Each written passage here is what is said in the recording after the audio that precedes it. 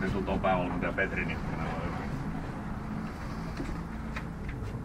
Vähän keskityttiin aluksi vääriin asioihin ja kiinnitettiin vääriin asioihin huomiota. Mutta ei usko vanhainkodissa isot pojat, kun on kuukausitolkulla maannut Lapissa lumihangessa kiväärien kanssa, mihin tänä päivänä pelejä ratkotaan Suomessa. Järkyttävää. Tämä tässä. Kiitos.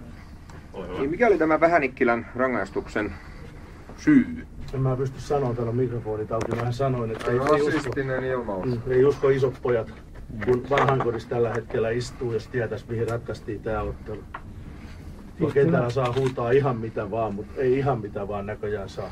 Mä en ole rasisti, siis mä oon sen kannalla, että se oli ihan hyvä, että tuli ottelurangaistus. Sitä, että me ollaan 5 minuuttia alkoimaan, sitä ei voi tajuta. Jonkun yhden sanan takia. Sitä rasistisesta ilmauksesta onko perusteltu? Vain ja ainoa oikea tuomio.